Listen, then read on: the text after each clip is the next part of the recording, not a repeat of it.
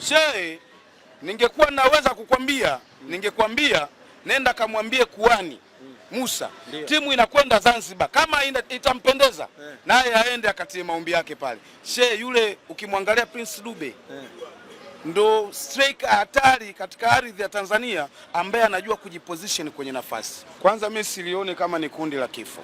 Nitakuwa tofauti na mitazamo ya watu wengine.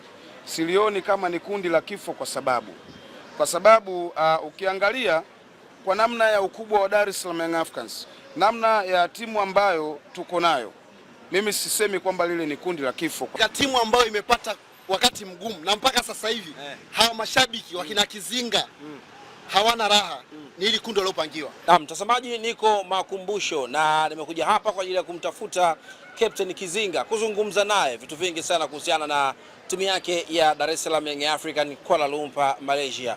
Grupu wameliona na sasa hivi wanasema kwamba wao wanakwenda kufuzu pamoja, wapo kwenye kundi la kifo. Lakini Yanga tutawaona katika ardhi ya Dar es Salaam, tutawaona pale katika uwanja wa New Amani Zanzibar wakishiriki katika hatua ya makundi ya kombe la klabu bingwa barani Afrika.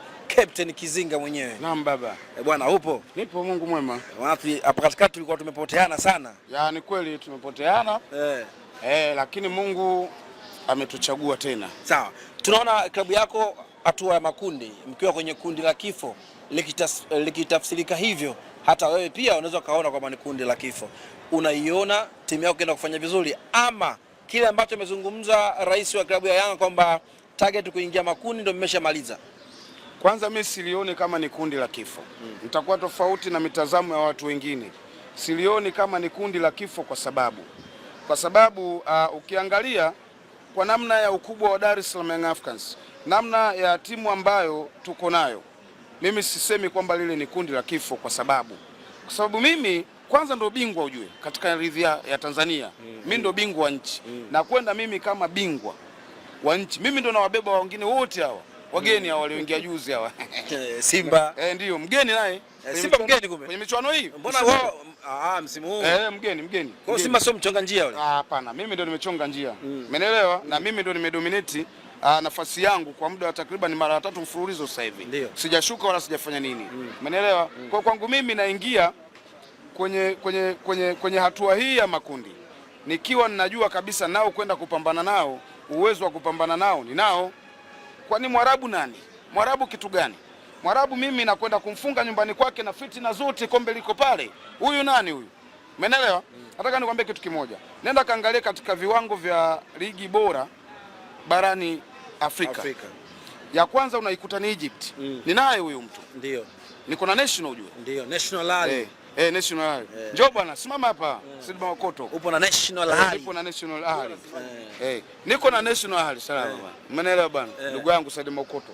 Sidi Makoto. Sidi Makoto. Ana baya wewe. Sidi Maripostiki. Umeelewa bwana? Sasa niko na National Ali. National kumbuka ndo katika soka la Afrika baba. Kwenye ligi bora Egypt. Niko nao. Namba 2 katika bara la Afrika, ligi bora namba 2. Ni Morocco. Upo naye? Niko nao wa Morocco Farabat. Namba 3 barani Afrika ni Algeria. Niko nao Algeria. Ndio. Mimi ni nafasi ya 5. Nafasi ya 4 ni South Africa. Ndio. Hawa wamenipotea kidogo. Kwa hiyo kafu wameniwekea watu ambao wanaongoza kuanzia namba 1, 2, 3. Niko nao. Namba 4 amekwepa kidogo. Niko naye. Kwa maana ile kundi la wakubwa. Lile ni la wakubwa na ndio maana nilisema hili ni kundi litakalokuja kutoa bingwa wa klabu bingwa barani Afrika. Ima ni Dar es Salaam Young Africans, ima ni National Ali. Kwa timu hii ya Striker Boy na Prince pamoja Dube. Shehe, ningekuwa naweza kukwambia, ningekwambia nenda kamwambie kuani Musa, timu inakwenda Zanzibar, kama itampendeza naye aende akatie maombi yake pale. Shehe, yule ukimwangalia Prince Dube ndo striker hatari katika ardhi ya Tanzania ambaye anajua kujiposition kwenye nafasi. Si umeelewa? Huyo Dube aliomba kutoka mwenyewe. Anajua, elewa neno kujiposition kwenye nafasi. Yaani ni machachari kiasi kwamba hata beki mwenyewe anakuambia. Lakini ukijiposition bila kufunga Kizinga, wewe ni mtu wa mpira. Kwa nini nimemtaja kwa ni Musa hapa bwana? Ndio. Kwamba kama itampendeza naye aungane na wanayanga kuelekea Zanzibar, aende akatie dua. Si umeelewa? Kuna watu wameingiza mikono yao hapa.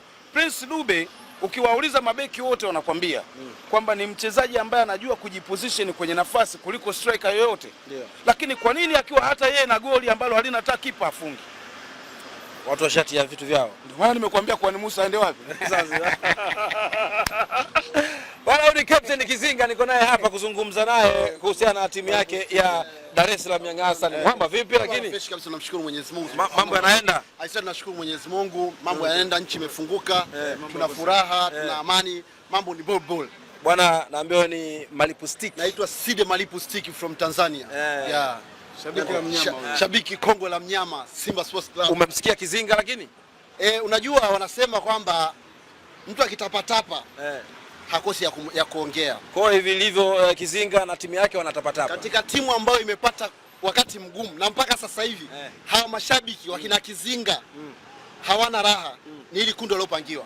Lakini timu bora inakuwa inapangwa na wabora wenzie. Wabora umezoeana nao. Yaani wale wangepangiwa sisi wangekuwa na wasiwasi, lakini wale wote watatu hawana wasiwasi na Dar es Salaam Young Africa. National Rally katika uwanja Benjamin Mkapa, Pacome Zouzoua anapiga bonge moja la mashine, anasazishia timu yake ya Dar es Salaam Young African.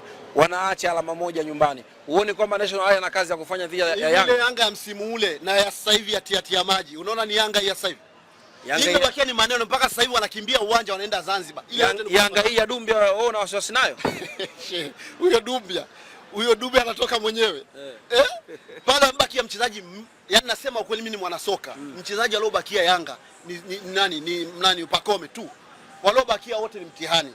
Haya, mtihani mwingine umepata mchezaji wao wiki 8 nje ya uwanja. Clement Walid Mzize yuko nje. Kuna nini tena? Hawa hawana pa ukimbilia sasa hivi. Yaani raundi ya kwanza tu hawamo. Kwa hiyo inawapasa labda wagonge mlango, wagonge hodi Simba, muape hata Suleiman Mwalimu. Sasa watampata wapi? Tatizo usajili umefungwa. Hata tukiwapa waje tuwaambie tu mbinu za kupita. Lakini sio kimpira. Tuwaambie bwana, piteni hivi ile mfaulu. Lakini katika wakati mgumu walionao wana Yanga mwaka huu ni huu. Na mpaka sasa hivi hawana raha. Bwana Malipu Stick, tumeona Miguel Gamondi akiwa caretaker katika kikosi cha timu ya taifa. Hemedi Suleiman Morocco akiwa pembeni. Unamwona anaweza kufanya kitu kuelekea AFCON? Gamondi ni mzuri. Kikubwa wampe tu majukumu kwamba tunakuachia timu, fanya unavyotaka. Wakimpangia majukumu ni tatizo, kwa sababu makocha wetu wengi asilimia kubwa wanapangiwa majukumu na viongozi waliowaweka pale. Hicho ndio kinacholetea matatizo, lakini kama wakimwachia yule kocha afanye anavyotaka, mimi naamini yule kocha ni mzuri.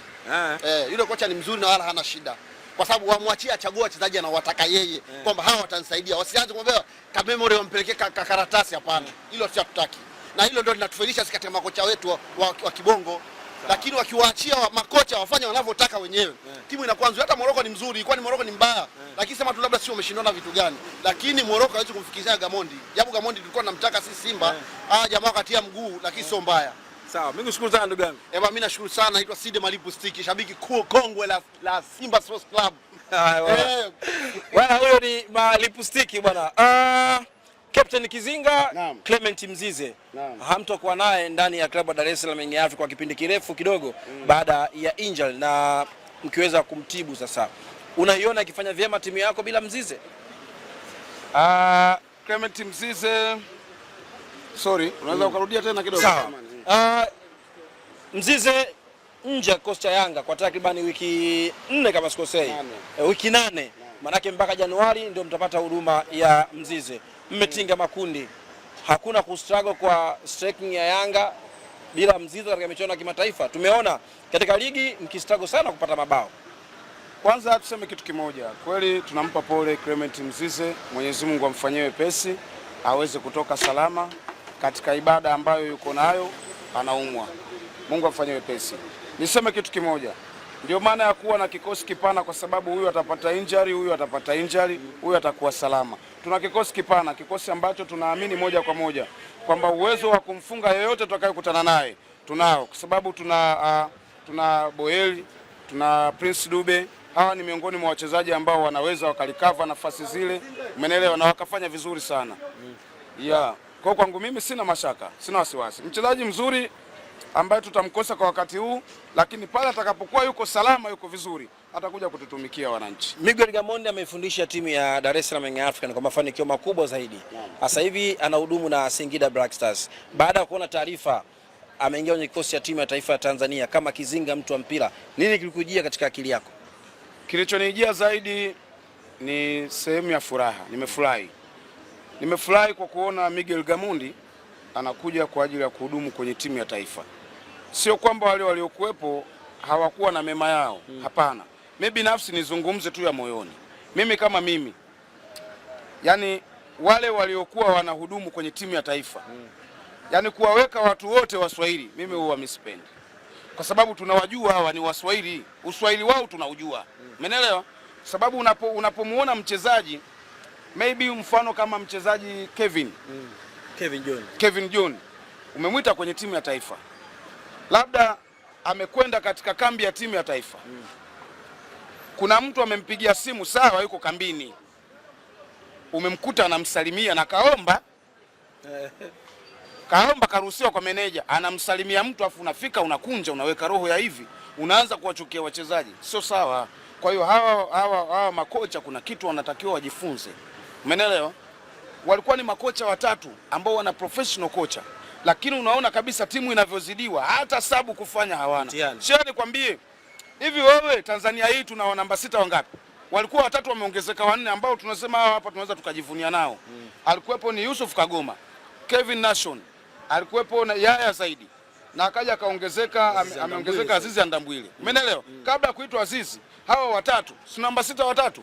Unaenda kumchukua Kagoma peke yake, alafu namba 6 huna. Umebaki na Kagoma, alafu Kagoma kaumia. Ndio akaja kumweka nani? Unabidi umuinue Hamza umuweke pale. Sio namba 6. Yule ni beki, unakwenda kumweka acheze namba 6. Unaonyesha umefeli kwa kiasi gani. Unamwacha mtu kama French Chikola kwenye msimu ambao anacheza yuko kwenye form. French Chikola ukimwangalia namba zake zimembeba akiwa na Tabora. Man of the match anazo nyingi. Alafu kwenye wafungaji ana goli 8. Wewe unamwachaje? Unawaita wachezaji wa ajabu ajabu. Alafu watu kuambieje? Hufai kufundisha timu hii itakupalia. Ndio hao unaona wale wote. Timu imewapalia. Kwa hiyo timu imeshawapalia. Kwa hiyo kwangu mimi kuondoka wale sawa, na Gamondi hata akiongezewa wazungu. Mimi nikwambie tu, hata ile timu wakitafutwa wazungu tupo wakipewa. Mimi nafurahi. Hamnaga Uswahili kwa wazungu. Ule unaona wapi Uswahili? Wewe watu wanatonga. Yaani kilichokuwa kina watu wa roho sana hata ile pesa ya mama ile. Huyu nikimwita huyu bana, kuna nafasi hapa. Ukitoka mzigo wa mama pasenti yangu, au unasemaje? Posho hakuna pale.